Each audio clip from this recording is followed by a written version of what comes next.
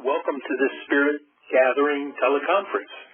Today is February the 16th, 2021, and my name is Reverend Ken. Our topic in this particular call is The Truth Will Set You Free, and we're so glad that you've joined us.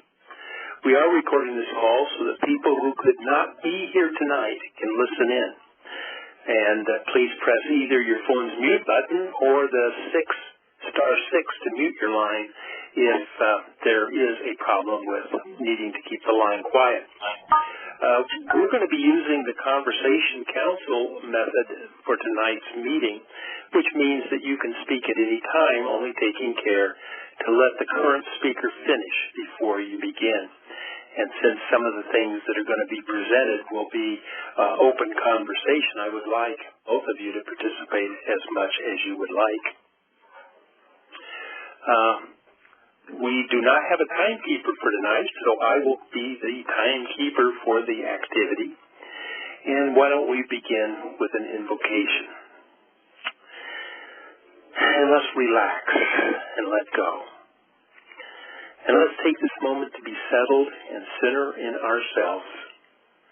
We want to let go of the events of the day and clear our mind to receive the highest and best for ourselves, to be open for the sacred space within ourselves, to realize that we are in connection of spirit, and we can imagine that we are joined together by our sacred heart space, connected sacred heart to sacred heart. And with every person that is on this call right now, we have joined in oneness. We can imagine that we're joined together in a circle with a light or a flame or a fire in the center.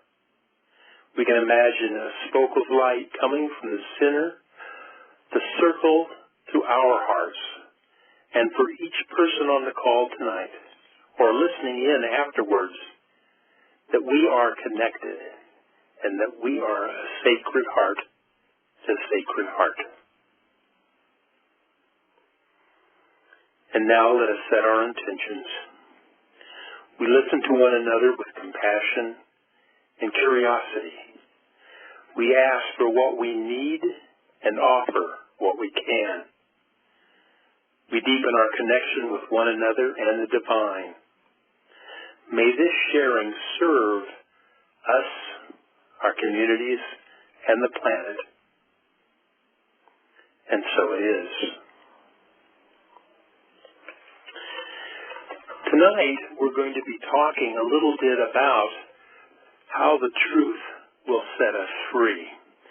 And I would like to start, we could start with checking in, but we've already kind of talked about each other and talk with each other. So let's start with a centering meditation. So Ken, I'm sorry to interrupt. I think someone else joined just as you were starting. So it's Lynn and Diane and you. And is there another person that's joined? Hello, this is Catherine. I apologize for being so late. I had the wrong access number, and I had to go through my notes to get the correct one, so forgive me, please. I am here. Catherine here in New York City. Hi, Catherine. I think we've been together on other calls. Thank you for joining us. Would you like to share something that's going on in your life right now? Well, I see, is Veronica in today?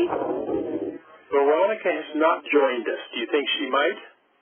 You know, I see her calling in on my other line. I think she may have the wrong access code. What I'm going to do, I hope you don't mind, hang up from you, connect with her, and then call back in.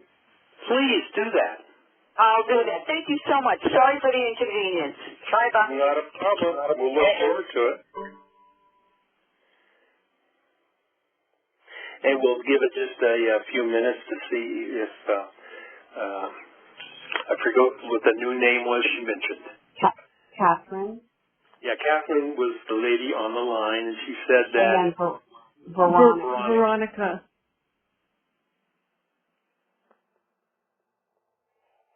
I'll depend on both of you to remember names. It's always been a shortcoming. Well, why don't we just use this opportunity to check in of what's going on in our life at this given moment and what we're doing for this day or this week and things that have been going on. Lynn, would you like to start? Okay. Well, I've had a pretty full weekend. I have several teachers that I study with regularly. One is Omaji, and we had a weekend retreat with her virtually, and then I also studied with the Stargate, who also had a 4-day immersion. And so I'm doing the Course of Miracles with Marianne and Williamson, and doing a 21-day program with Judy Satori. So I'm feeling pretty full right now. Great. With all the wonderful things that are available. I almost didn't join the call tonight because I thought, you know what, you already are full, but I felt like I committed and wanted to honor that. So I think there's a reason for being here, and I'll just wait to see what it is. Amen. Thank you. Diane, would you like to share? Yeah, I'm just feeling great gratitude. January was a really busy month for me work-wise, and I got stuff done, and I'm just feeling really grateful. And I think that's complete for me. Thank you. Okay, super. And Catherine, did you rejoin us? Veronica, did you join us? Yes, Catherine here. I did connect with Veronica. She had some kind of an emergency. She's not going to be able to listen in now, but she will be calling in later. Okay, good. Well, we will send her love, and we'll hold her in the light. We were just doing a check-in. Both Diane and Lynn have checked in. Would you like to add something that's going on in your life that makes you who you are right now? Yes, I've been thinking a lot about the eternal now and being in the moment. And I recently had a experience where one of our musicians passed away recently to Korea. And if I could just take a moment, I would like to read just a few lines from a poem on his Where Have I Known You Before album.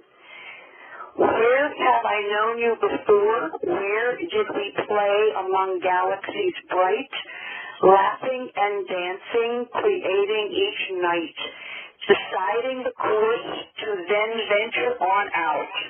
Love, you, space, and I, free from fear, free from doubt. Where have I known you before? Thank you for sharing that. Anything else you'd like to share? That's it for now. Thank you. Okay, super. Well, I would certainly like to share. As people in California know, the Supreme Court ruled that churches could not be closed by the government. And last Sunday was our very first Sunday service since October. I am the associate minister here at Unity Church in Redding, and we're thankful that a few brave souls ventured out and joined us for Sunday service. So it's interesting to have a church of, I think, pre-COVID, we were operating at about 1,000 visits a month, and now, down to hardly anything and no volunteers, because naturally not all the volunteers that make a church work are available when you just open up again. So it makes me very humble to know how many people it takes to make a place of worship be there for a congregation. So that's my sharing for tonight. And I think that one thing we have done by going around and sharing is to make sure we tell each other when we're done sharing or done talking, so that the next person, if they have something they would like to put in, can do so. Okay, well, we begin then our service, we kind of already have done the opening, and the title is The Truth Will Set You Free. And I would like to start with a centering meditation. So if you would make yourself comfortable, relax, and let go. And we prepare for listening to ourselves by going within, going into that quiet place of spirit, knowing that the indwelling spirit is in each and every one of us. As we let go of the cares of the day, and we let go of the trials and tribulations that we face, we can go within, relax, and let go. For we are spirit. And as we relax, we can focus on the needs that we have to raise our consciousness, to be more of who we are, to join the path that we are manifesting for ourselves. We can vision the light surrounding us. We can see the glow of the divinity within us. We relax and let go. For we are peace. We are harmony. We are one. And as we recognize that for ourselves, as we let go and let God direct us, we ask that we take away from this conversation tonight that which we need, that which helps us to understand. And as we turn to this time and this place, we open. Be open with the intention and expectation to listen to one another, to learn from one another, and to recognize the divinity in one another. For we are the light and spirit. So as we return to this time and this place and listen, we open to the learning that is taking place within us of peace. And so it is. Now the format that I've set up for this evening is of personal discovery. We're not set up to looking to help other people. We're here to help ourselves, to look into what is needed for ourselves. So what I'd like to do is to think about in your own lives something that is going on, maybe a hurt that you have felt or a challenge. And we want to think about the difference between what is real and what is perceived. What is happening in our lives that is real.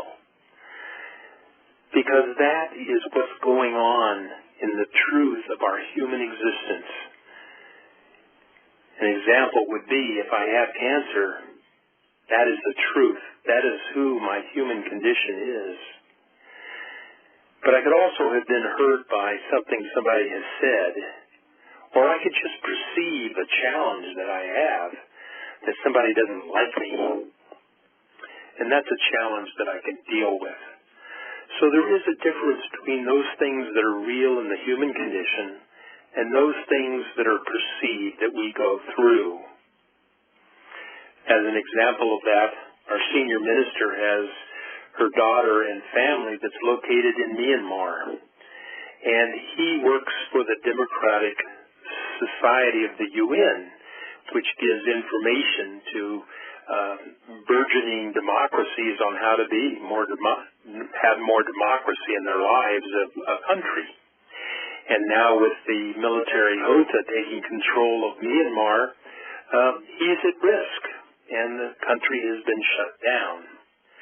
So she has a fear for their safety, and she knows that when it materializes within herself, that it is real. There is a risk for his safety in Myanmar. But we also know that there's a difference in how we let it take control of ourselves, how we let it be who we are.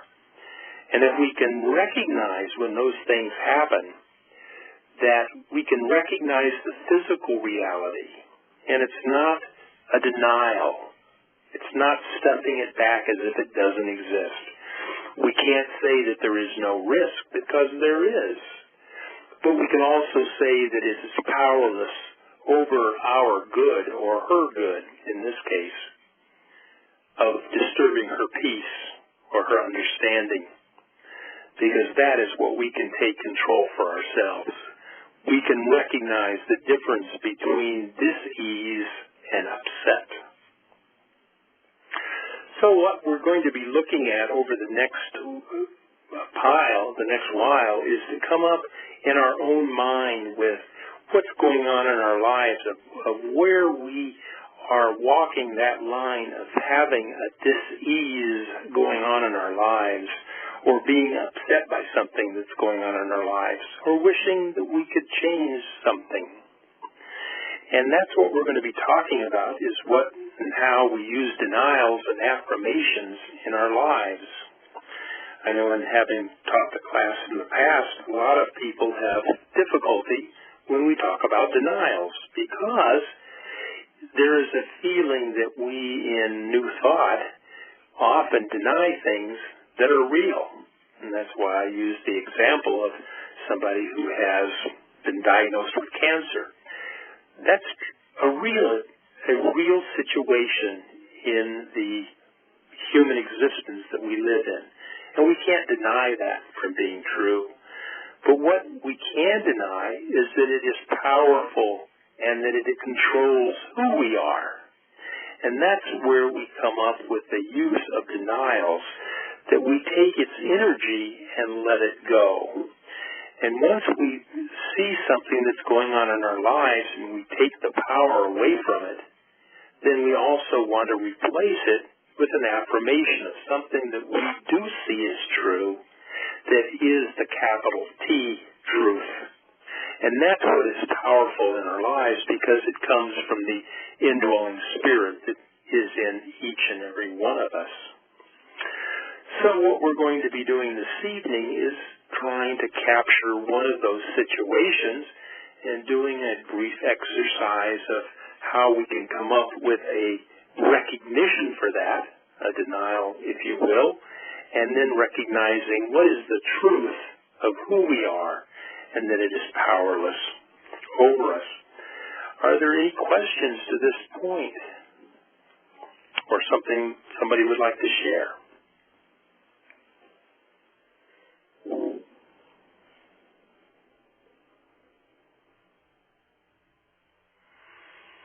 Okay.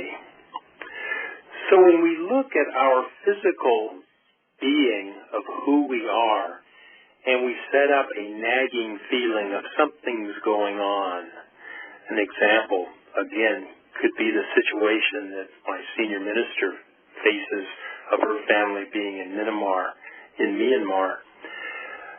What is actually going on? She shared with me that she feels upset, and she feels that her children are at risk and that she is afraid for their safety. And that is a valid feeling, and it's something that she needs to address to make her feel comfortable in this physical condition, because it is true. But also she knows that it's not something that is who she is in spirit. That the situation of what's going on in the world is powerless over who she is as a spiritual being. That she is good, and she is peaceful, and she does maintain that. That she can allow herself to feel joy in her life. That she does not have to be consumed by things that are going on around us. Has anyone had a situation that something happens in our life or your life that just totally consumes you for the moment, that it's hard getting past? Yes. Would you like to share anything from that? It's totally powerful, isn't it? Well, this is Lynn, and my husband did have cancer, and there were definitely times during the journey in his many hospitalizations and surgeries that was all there was would he live, would he die, what is he going through? So I would say that his cancer journey at times was all-consuming for me. Yeah. And I can understand how those things that are going on in our life, that if somebody tells us, well, that's really not real, that it's, that you're a spiritual being, it's hard to push those things out because they are real in our human condition. And we have to recognize them. But we also know that things that happen to us in the spiritual plane are not who we are, that we also operate from a spiritual being of the truth of who we are. Does that make sense to everybody? That there's this dichotomy of our physical existence and our spiritual self? Yes. This is Kathy. That's resonating very, very well for me. I have a situation where during this COVID situation, I basically stay home for the most part, but once I get out into the outer world, the real world, I'm confronted by a number of people who will not wear masks, who will not social distance, who climb up on top of me. If I try to distance from them, they bully me, and that has become at times overwhelming. And what I have done is as you suggested, having an affirmation, I brace myself, I go out, I have on my mask, I do my best I can for distancing, and I just repeat to myself, I'm doing my part, I'm wearing my mask, I'm distancing, I'm doing my part, I'm wearing my mask, I'm distancing, I'm controlling as much as I can control, and I find that it calms me down. I'm signing off here, I'm talking.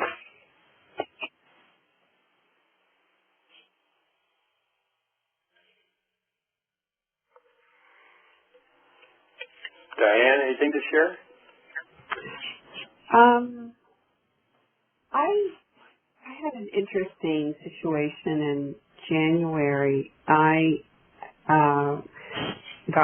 was getting cataract surgery in both eyes, and if you're 60 or older, you had to have an EKG. And I think of myself as very heart healthy, and I am, but the EKG showed something with the left ventricle. And so in order to get the cataract surgery with an issue on the EKG, I had to go to a cardiologist, and I've never been. Anyway, I went, and then he had me do an echo, and there was something not real clear in the echo, so the next thing I had to do was a cardiac MRI, and I used every skill I have, energy skill.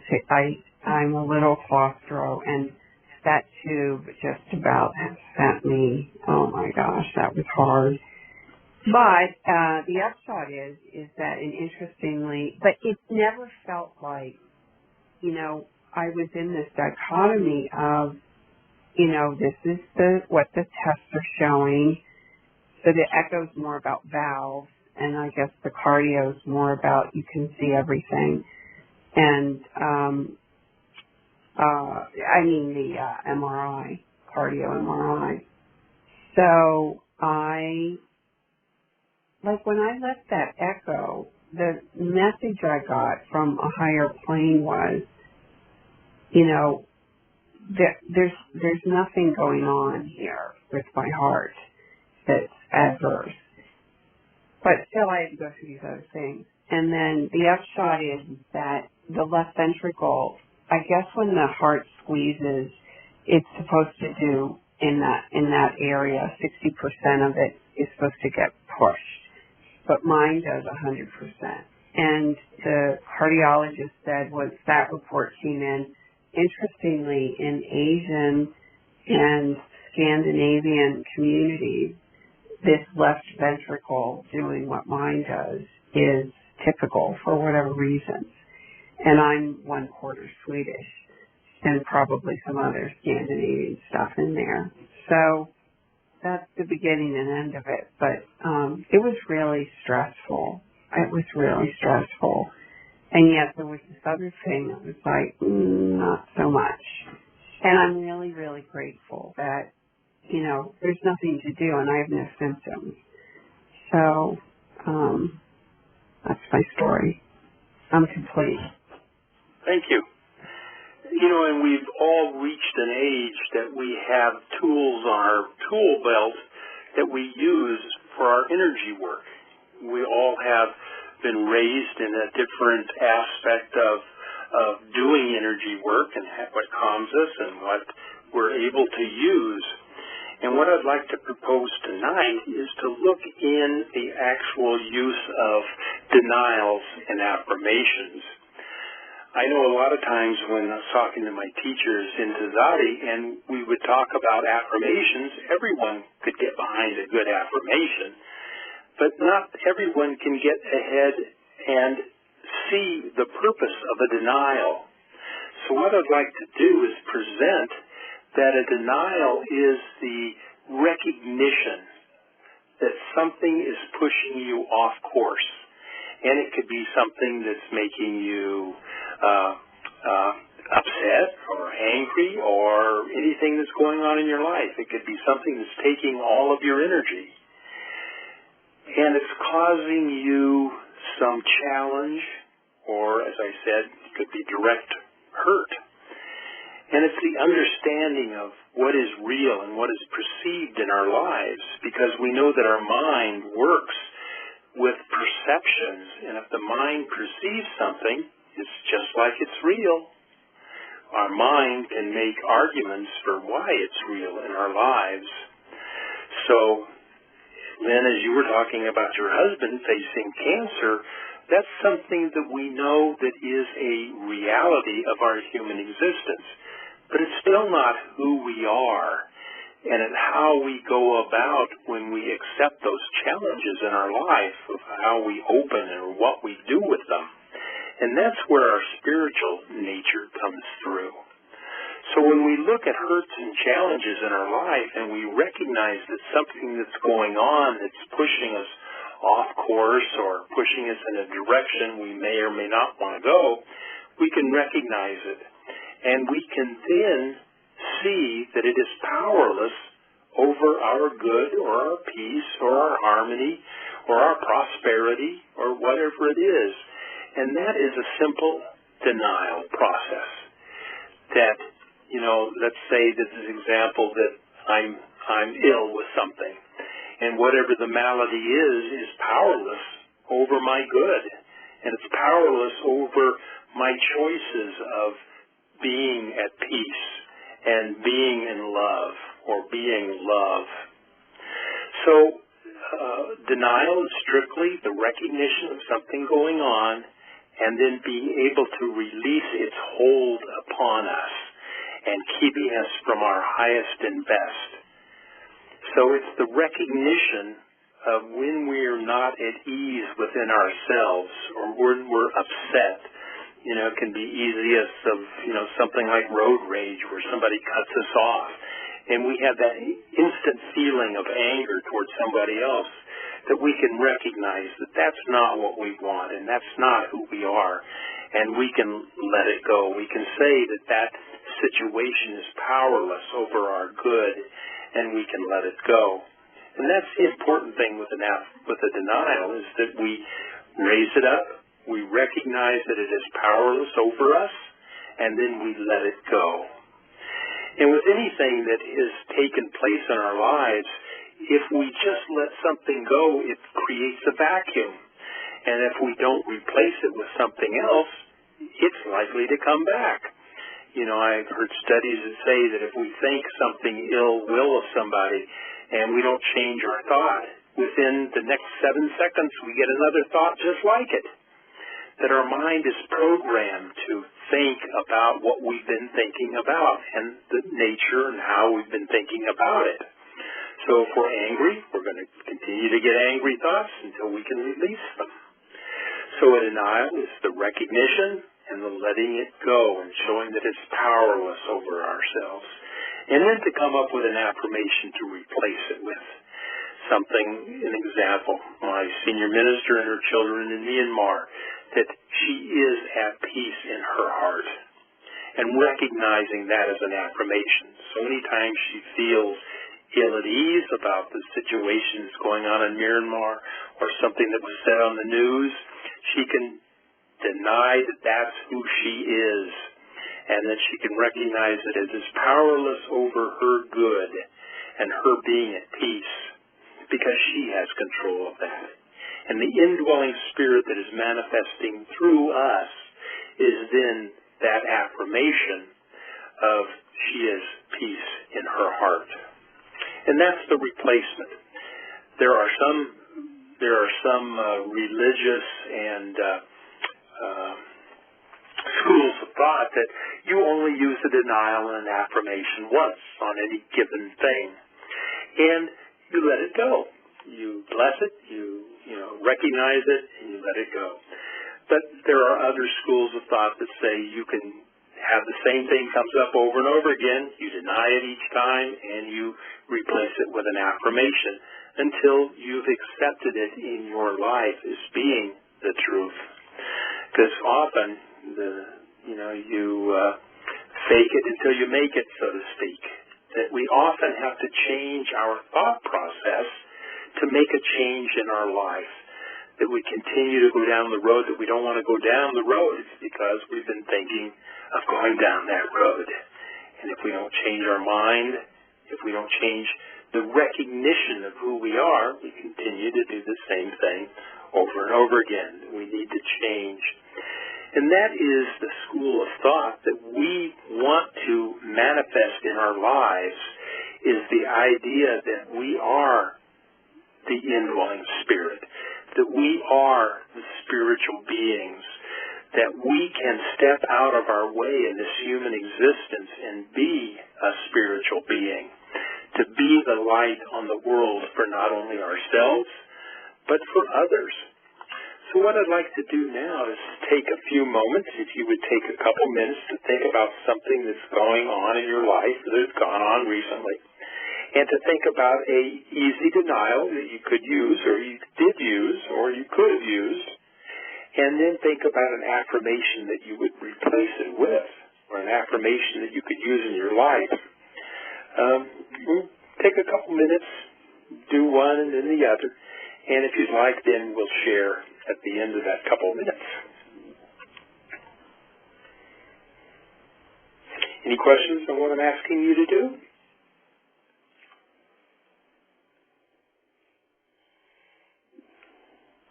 I guess I'm kind of struggling with, so my husband did pass away after 4 years with cancer. So I can't come up with something, a denial about the journey. Yeah. Right. So in your life now, what that would be. Is there something, not wanting to make it real personal, we could certainly, if we were one-on-one, I could ask you other questions. But is there something going on in your life right now that maybe is causing you a little angst? Or that, something that happened that you're wondering about, or how it's going to affect you?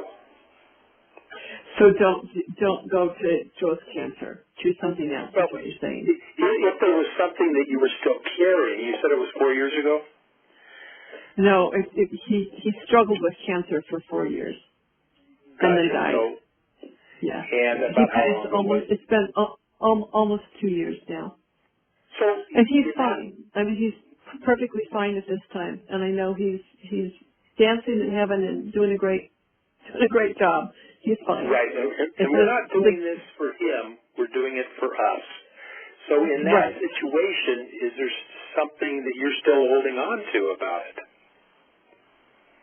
And if there is, that's something that you could recognize and do a denial for, that if it was affecting your life now, and then have an affirmation of the truth for you.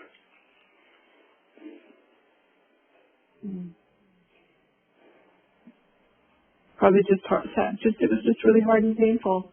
It was a really hard journey. Yeah, it's hard to watch somebody you love suffer and die. Absolutely.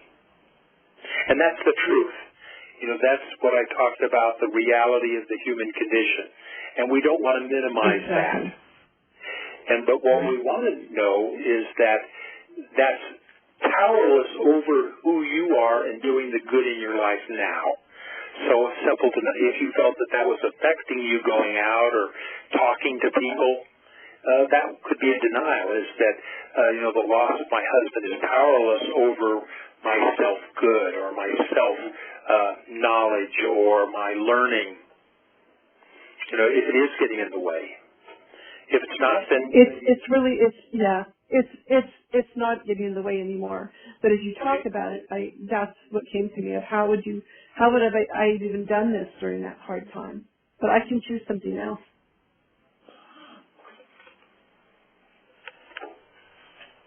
I'm complete.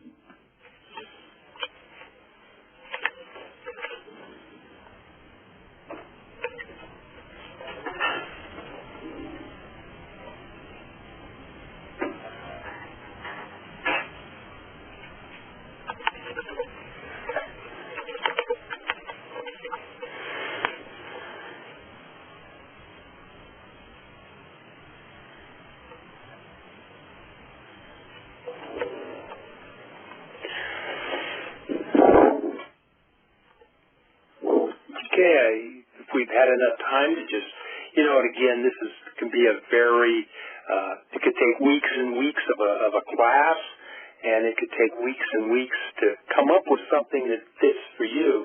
But I was just wanting to do it as something you could practice over the next few days, something you could work on. And I'll give you as example as we start talking about it. One thing that I had a lot of trouble with was the closing of the church, since this was my main activity and I'm here to serve the community. So I felt really down at times about the church being closed. And I came up with an affirmation that the church being closed was powerless over my feeling of service to the community. That there was ways that I could call my congregation. There was ways that I could still do things. So it was powerless over me. And my affirmation was that there are opportunities that are surrounding me, and I grasp those opportunities to be the best minister that I can be and to serve the people who call in or serve the people that I come in contact with. That's who I am. That's the truth of my existence. And that's just an example of something that has gone on in my life. Anybody else would like to share? Yes, this is Kathy. I periodically have a problem with saying no to people. And I've developed a kind of, as I'm sure we all have, a kind of self-defeating behavior by saying yes when we really want to say no. And I've discovered a little pamphlet by Vernon Howard, H like Harry, O-W as in William, A-R-D, called The Power to Say No. And in a nutshell, one of the affirmations I'm taking from this, when I start feeling self-defeated and I find myself wanting to say no when I say yes, I say that this little quote, when you don't want to say yes, you don't have to say yes. Your no, capital N, capital O, is your sacred right. No other human being on earth it belongs to you alone. I'm ending my statement here.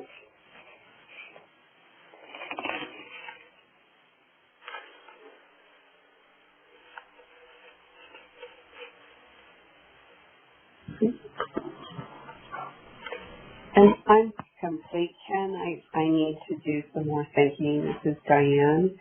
So I don't have anything to share. Okay. You know, this is an area that we get into that can often draw up a lot of real learning situations of things that are going on in our lives, that we want to look for things which we have control over, that we don't want to push back those things in our human condition that are real, that we want to deal with the spiritual side of our growth, and that knowing that when things are happening in the world, they do not control who we are, that we are spiritual beings, and that we can recognize the good of who we are and allow that to be the manifestation as we go forward. So that's really the looking at the openness of the denial and affirmation, something that has no power over us, and then replacing it with something that we want in our lives, that we hold as our truth. And whether that be peace or love or joy, for that's who we truly are. So anything anybody would like to talk about from this evening?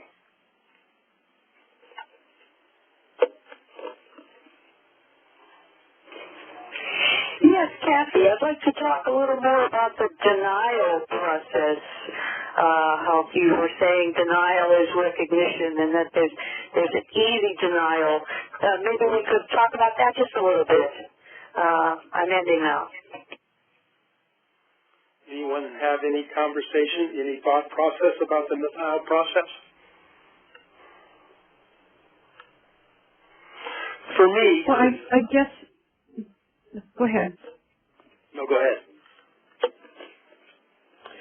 Well, one of the things that came up for me that I have been struggling with, and I know that other people on the call may have a different political view, so I wasn't sure whether to bring it up. But I have, it hit me really hard watching the trial, the impeachment trial, both should he be tried and then when he was tried and found not guilty. And so I guess as I'm thinking of a way to navigate it a little bit better is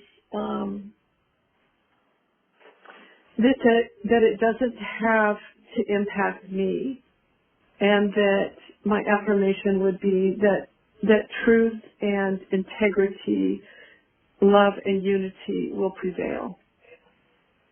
That's an excellent way of describing it, that the situation that came up is powerless over who you are, and that your good will shine through, and the good of other people will shine through. Yeah. Kathy, thank you. That was really beautiful, and that really resonates exactly in the area that I needed. Thank you. Ending now. Yeah, it's been a very intense thing for me. It certainly brought up a lot of feeling. So, yeah, you're welcome, and thank you too. And if you'd like to talk more about it, you have my telephone number in the book, and you certainly are welcome to give me a call if I can do anything to help. Thank you. Thank you.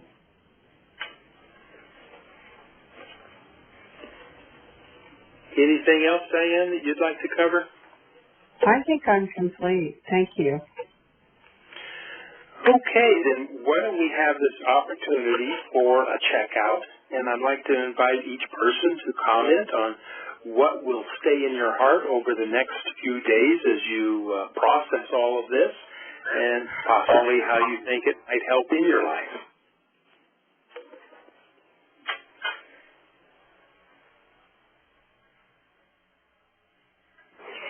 This is Catherine checking out here. I'm thinking of easy denial as being reminding myself that certain things, they're not my fault. If something happens, it's not my fault. It's not my fault. And then I can let that go and then move into something more positive in terms of an affirmation. Thank you so much. Signing off.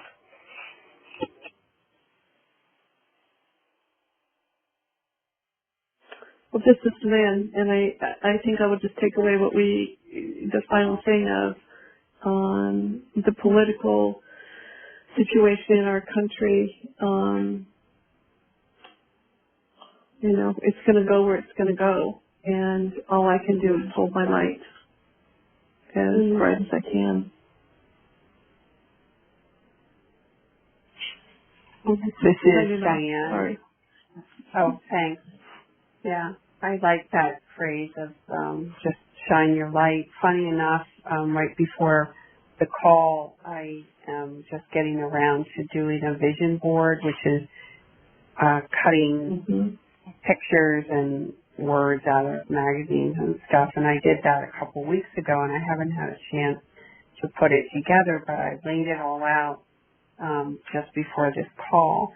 And one of the big words, and it happens to be in a bright yellow, is the word bright. And so I think it's the takeaway is which is what a vision board is the infusion of what do you want, which is the whole affirmation of what do you want, and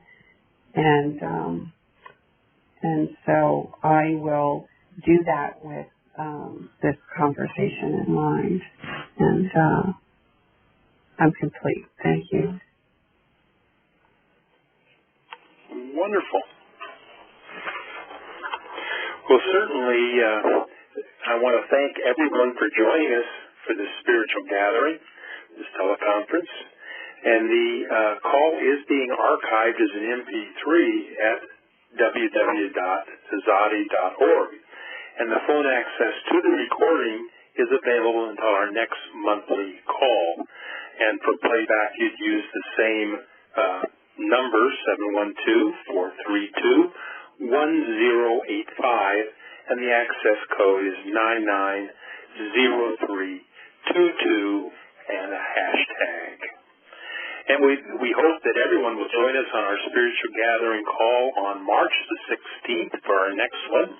These calls are hosted by Tzaddi, an interspiritual metaphysical organization founded in California in 1964. Tzaddi welcomes, nurtures, and supports people in celebrating and more directly experiencing their relationship to the loving presence of the divine. Our programs are open to people of any race, color, national, or ethnic origin, and you can visit the website at tzaddi.org to learn more. We will now close with our thanks and a blessing. And we want to thank our Tzaddi founders, Amy Keys and Dorothy Blackmere. Thanks to all of you who have been part of our community tonight. And thanks to the divine who supports us always, even when we are not aware of it. And I would now like to bless this gathering, Divine Spirit. As we complete this call, we have opened our heart. We have gone within. We have asked to expand our consciousness of the divine spirit of who we are. And as we move forward in spirit, we are one. And we know that as we go throughout the day that we have the support of each person who is on this call tonight. We have grown by listening to others and taking it within ourselves to understand that we are each human and we are spiritual beings having that human existence. And we give thanks. And so it is. And I wish everyone a great evening, and it was great being on the call with you, and I hope that there will be other activities that we'll be able to cross paths with. Blessings to each and every one of you.